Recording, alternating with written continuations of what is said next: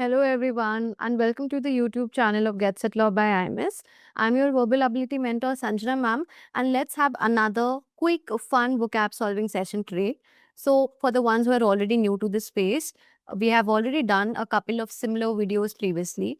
So, I feel if you go ahead and watch those videos, it will be very helpful because you get to learn, more than 20 words in under 5 to 6 minutes. So, what better way to boost your vocabulary than this, right? And you can then utilize the newly learned knowledge to maybe able to decode RCs that sort of contain these words that you get to learn, right? Having said that, we're going to begin with today's session. Again, this is going to be based on synonyms, right? And here we have the first word for the day, which is circuitous, which if you really want to decode, you can think of a circle. So you're going in circles about something, you're not straight. So clearly, it can't be lucid because lucid is a word which means, something that is already bright, something that is transparent, something that's understandable, something that is already made clear. So it's the opposite of circuitous. Circuitous is something which is not straight. Another word for this could be something which is twisted, right? Something which is tortuous, right? Again, it's not torturous, but tortuous because tort is a twist of sorts, right? Something which is not straight. And then you have the word candid, which again means when you're being very, blunt, upfront about something, right? So candid opinion is a blunt opinion, a very honest, straightforward opinion, which again I think is not the meaning of circuitous, right? And then you have the word labyrinth, which is nothing but a maze, right?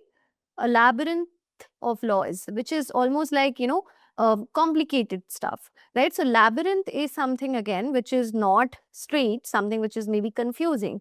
And therefore, this is the best synonym for the word circuitous, right?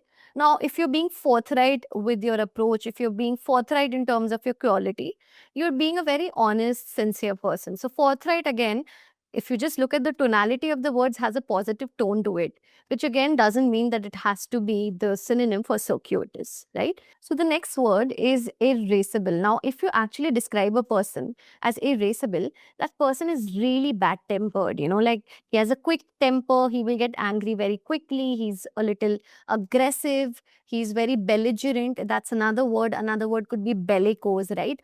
Combative is another word, right? Bad tempered. You're very petulant, therefore, and this is the best synonym, right? So, petulant again is somebody who's short tempered, right? Who has a temper. Saccharine is a word which actually means sugary, right? So, this again is not something that you would use to describe an otherwise angry person. Concordant is also something which means harmonious, right? Harmonious. So there's harmony. Again, there is, agreeableness here, right? And there's a consensus here.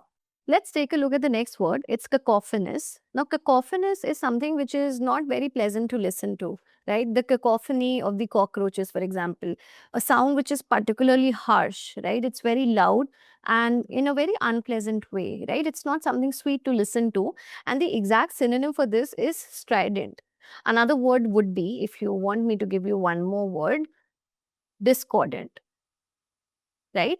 And mellifluous is somebody who has a very sweet voice, right?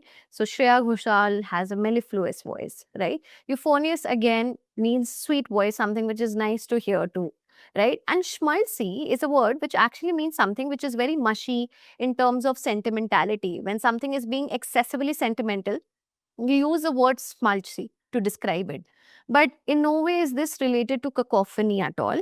So this also is not the correct synonym for it. We now have the next word, which is plaintive. Now, when you look plaintive, you look very morose. You look very sorrowful. You look sad, right? And therefore, the correct synonym for this would be lugubrious. Lugubrious is again when you feel very sad.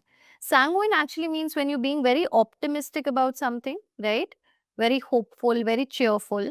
Stolid is in fact a word which means you're very calm. You're of a very calm disposition of mind, right? You're not perturbed by anything. You just remain neutral in most of the circumstances. To maintain a stolid expression pretty much means the same. It's not quite readable in that sense. And unflappable also literally means somebody who remains quite unperturbed, who remains very calm and very stoic, right? So these words are not related to plaintive. The correct synonym for plaintive would be lugubrious, which is sad and morose and sorrowful. Next, we have a new word, and this is the last word for today's session. That's supercilious.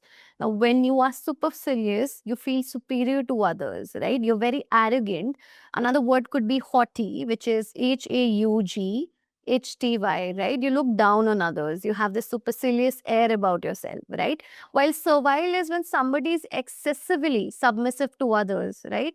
Often in a way that seems that this person almost has no self-respect, right? So servile behavior is that behavior.